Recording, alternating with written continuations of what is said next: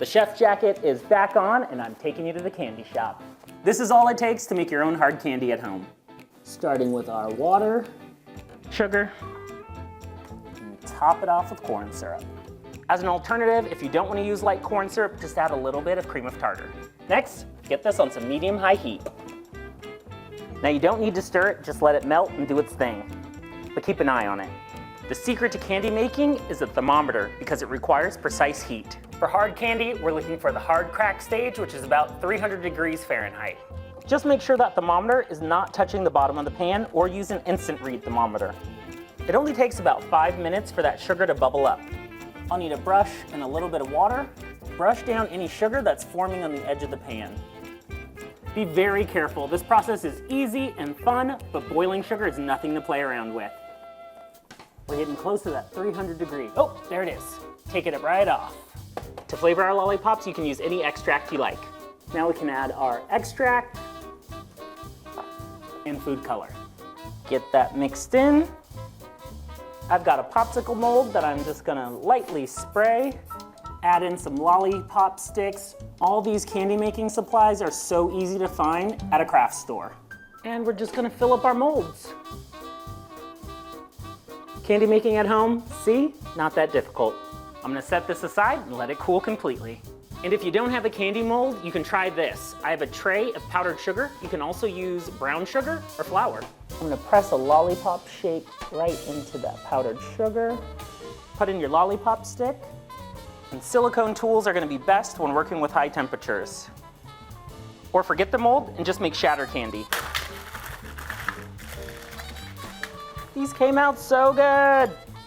You only need a few ingredients to take this and turn it into this. Let's start these gummies by dissolving some gelatin in water. You want to give that a good mix so there's no clumps. We're gonna mix in our own flavor, so make sure to use unflavored gelatin. All right, mixing the rest of our ingredients, some sugar, and we're gonna just mix everything together over medium heat until it's all dissolved and combined. Now that everything's dissolved, we can infuse it with our favorite flavor and food color. You can have fun with your gummies, mixing flavors and changing up the colors. Silicone molds come in so many varieties. We're gonna get started with the traditional gummy bear shape. All that's left is to fill the molds with the gummy mixture. This little pipette makes it so easy.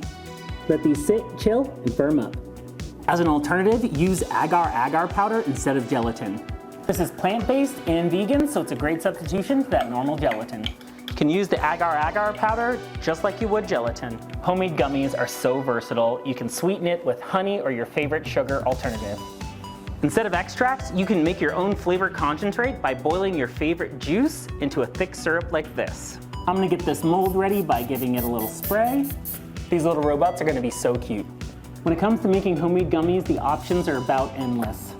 These pop right out of the molds, and they came out so good. They taste delicious. Gummy bears may be traditional, but these gummy robots are my winner. The agar-agar gummies will have a slightly different texture, but they're full of natural ingredients. Gummies are a homemade candy that I'm sure you're gonna wanna make over and over again. Who needs Willy Wonka when you can make your own chocolate factory? You can't have homemade chocolate bars without chocolate, of course. For these homemade chocolate bars, I'm gonna start by chopping up some chocolate and getting it melted. This is gonna melt best if it's all finely chopped, no big chunks. Into a microwave-safe measuring cup. All we need to get this melted is a microwave. 20 seconds at a time, giving a little stir in between. I lined a pan with parchment paper to make things easy. Perfectly melted. Our first layer is gonna be chocolate. Gosh, just wanna lick this. Spread that around to every corner. Let this sit and firm up. These candy bars are gonna have caramel and peanut butter in them, but you can use anything you want. The trick is to resist the urge to eat these. You cannot go wrong with chocolate bars because you can really mix anything in that you want to. Cereal, nuts, any nut butters that you want. The sky's the limit, really. Customize it your way. This is gonna have peanuts for extra crunch. Caramel's a little tricky to work with, so make sure it is nice and melty. This is looking so good. What would you put in yours? This just needs to firm up so we can cut it up and finish our chocolate bars. A little trick for natural peanut butter, store it upside down to keep it from separating. Just make sure that lid's on tight. Let's cut these up. The beauty is that these don't have to be perfect because we're gonna cover them in more chocolate. I have some more melted chocolate. Now you can dunk these, but I like to drizzle it on top.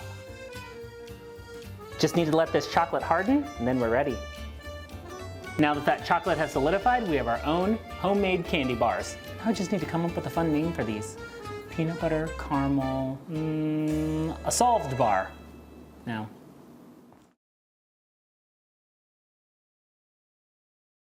Thanks for watching Problem Solved. If you enjoyed this video, go ahead and hit that subscribe button and check out some of our other videos like these two right here.